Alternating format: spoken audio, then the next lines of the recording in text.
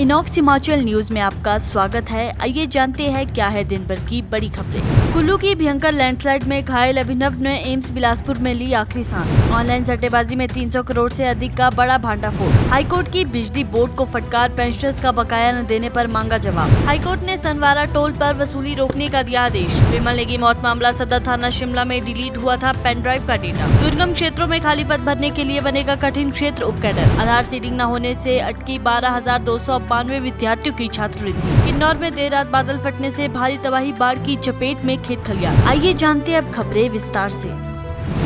32 वर्षीय अभिनव सांख्या ने हिमाचल प्रदेश के एम्स बिलासपुर में इलाज के दौरान अपनी जान गंवा दी। ये हादसा 4 सितंबर को कुल्लू जिले के अखाड़ा बाजार में हुए भयंकर लैंडस्लाइड में हुआ था, जिसमें 10 लोग मलबे की चपेट में आ गए थे। 6 लोगों की पहले ही मौत हो चुकी है और घायल अभिनव सहित 2 महिलाओं को उपचार के लिए अस्पताल में भर्ती कराया गया था।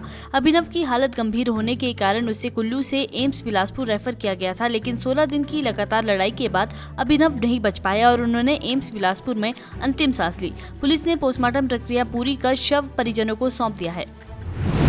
हाल ही में एशिया कप में भारत पाक मैच के दौरान इनकम टैक्स विभाग ने एक बड़े ऑनलाइन सट्टेबाजी नेटवर्क का पर्दाफाश किया है। इस ऑपरेशन एंड गेम में हिमाचल प्रदेश, पंजाब, हरियाणा और चंडीगढ़ में 35 से अधिक ठिकानों पर छापेमारी की गई, जिसमें करीब 300 करोड़ रुपए के अवैध सट्टे का खुलासा हुआ है। जांच में सामने आया कि ये नेटवर्क दुबई और आर्मेनिया से नियंत्रित था और वर्ल्ड 777, डायमंड एक्सचेंज तथा 10x बेट जैसे प्लेटफॉर्मों से क्रिकेट, कार रेसिंग और राजनीतिक घटनाओं पर भी सट्टा लगाता था। भारतीय दंड संहिता की कई धाराओं के तहत मामला दर्ज है और आगे की कार्रवाई जारी है।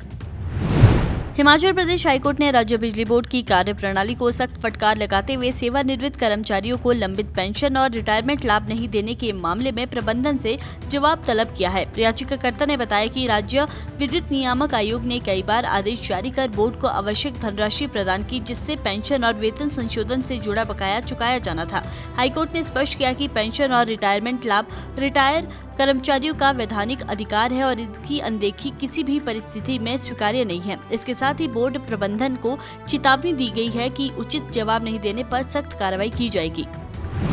हिमाचल प्रदेश हाईकोर्ट ने परवाणु शिमला राष्ट्रीय राजमार्ग की खराब हालत को लेकर सख्त रुख अपनाया है। कोर्ट ने सोलन जिले के सनवारा टोल बैरियर पर 20 सितंबर से 30 अक्टूबर तक टोल वसूली पर रोक लगाने के आदेश जारी किए हैं। खंडपीठ ने सोलन उपायुक्त को निर्देशित किया है कि वे सड़क सुधार कार्य में नेशनल हाईवे अथॉरिटी की हर संभव सहायता करे। हाईकोर्ट ने लोक निर्माण विभाग को आदेश दिए है कि कैंतीघाट से शिमला तक सड़क की मरम्मत और सुधार का काम तत्काल शुरू किया जाए।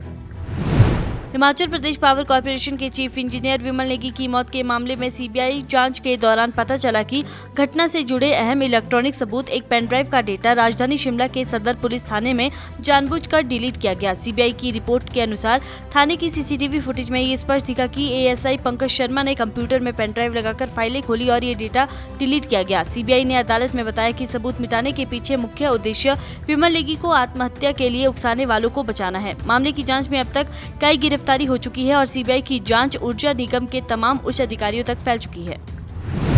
हिमाचल प्रदेश सरकार ने राज्य के दुर्गम और जनजातीय क्षेत्रों में लंबे समय से रिक्त पड़े पदों को भरने के लिए कठिन क्षेत्र उपकैडर व्यवस्था को प्रभावी ढंग से लागू करने का फैसला लिया है। वर्ष 1999 की अधिसूचना का हवाला देते हुए विभाग ने इन क्षेत्रों में सीधी भर्ती और पदोन्नति की प्रक्रिया तीव्र करने को कहा है। राज्य सरकार ने लाहौल स्पीति, पांगी, भरमौर, किन्नौर जैसे क्षेत्रों को विशेष रूप से कठिन व अविकसित घोषित किया गया है, जहाँ कर्मचारी कमी के चलते विकास कार्य और योजनाएं प्रभावित रही है।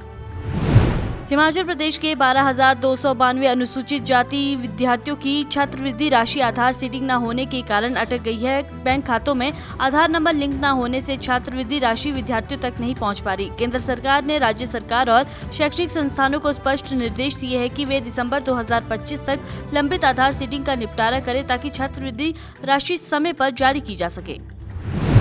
किन्नौर जिले के निगुलसेरी के ठीक ऊपर थाज गांव में देर रात 12:10 पर बादल फटने से भारी तबाही हुई। अचानक आई बाढ़ से ग्रामीणों की उपजाऊ जमीन और बगीचे बर्बाद हो गए। लोग अपनी जान बचाने के लिए जंगल की ओर भागे।